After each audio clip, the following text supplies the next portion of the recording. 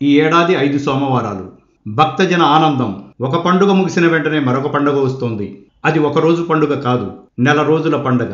అదే కార్తీక పండుగ. కార్తీక మాసం సోమవారం నుంచి ప్రారంభమవుతుంది. ఈ పండుగలో ఈసారి చాలా ప్రత్యేకతలున్నాయి. కార్తీక మాసం ప్రారంభం కావటమే సోమవారం ప్రారంభమవుతుంది. అందున కార్తీక సోమవారం, కార్తీక పౌర్ణమి కలిసి రావడం ప్రత్యేకత. మరొక ప్రత్యేకత ఏమిటంటే, ఈ ఏడాది కార్తీక మాసంలో 5 సోమవారాలు వచ్చాయి. ఈ పండుగ ఈ నెల 31 నుంచి వచ్చే నెల 30వ తేదీ వరకు ఉంటుంది. అటువంటి ఆధ్యాత్మిక పండుగ నెలలో వచ్చే వాటి గురించి తెలుసుకుందాం, ఆచరిద్దాం. 1వ తారీఖున సోదరి ఇంట భోజనం చేయాలి. కార్తీక మాసంలో మొదటగా వచ్చేది యమవిదియ. దీనినే భగనీ హస్త భోజనం, అన్నా చెల్లెళ్ల పండుగ అని కూడా అంటారు. ఈ పండుగ నవంబర్ 1వ తేదీన వస్తుంది. యమధర్మరాజు సోదరి యమునాదేవి ఒకరోజు అలక చెందగా ఆయన ఆమెకు ఒక వరం ఇస్తారు. యమవిదియ రోజున ఎవరు తమ సోదరి ఇంట భోజనం చేస్తారో వారికి నరక బాధలు ఉండవని చెబుతారు. అందుకే ఈ రోజున సోదరి ఇంట భోజనం చేసి ఆశీర్వచనాలు అందిస్తారు. ఈ సాంప్రదాయం ఇప్పటికీ కొనసాగుతోంది. 3వ తేదీన నాగుల చవితి.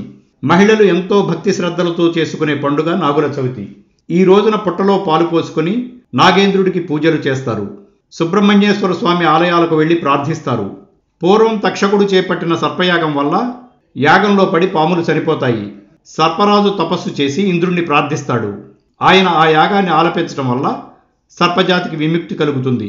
అందుకే ఆ రోజున భక్తులు ఆనందంగా పుట్టలో పోసి వారికి సమర్పిస్తారు. 10వ తేదీన ఏకాదశి ఉపవాసాలు. కార్తీక మాసంలో వచ్చే నెల 10వ తేదీన ఏకాదశి వచ్చింది. ఈ రోజున ఉపవాసాలు ఉంటారు.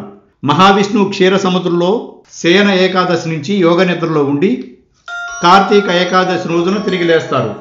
అందుకే ఉపవాసాలు ఉండి మరుసటి రోజున బ్రాహ్మణులకు స్వయం పాకం ఇచ్చి భోజనం చేస్తారు. 11వ తారీఖున క్షీరాబ్ది ద్వాదశి.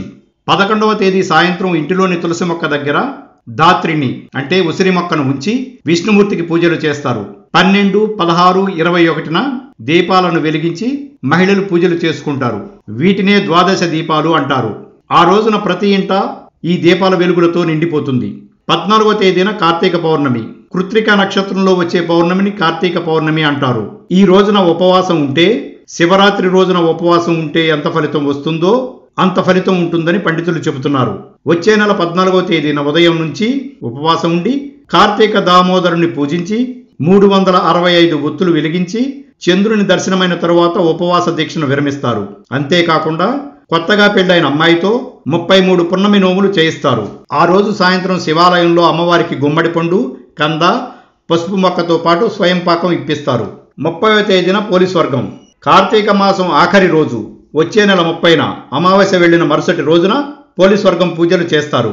దీనికి సంబంధించిన కథను పురోహితుల ద్వారా విని వారికి స్వయం పాకాలు ఇచ్చి అరటి డిప్పలో దీపాలు పెట్టి కాలువలో గాని చెరువులో గాని వదులుతారు.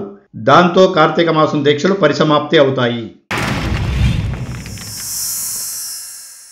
Like and subscribe Eagle Media Works.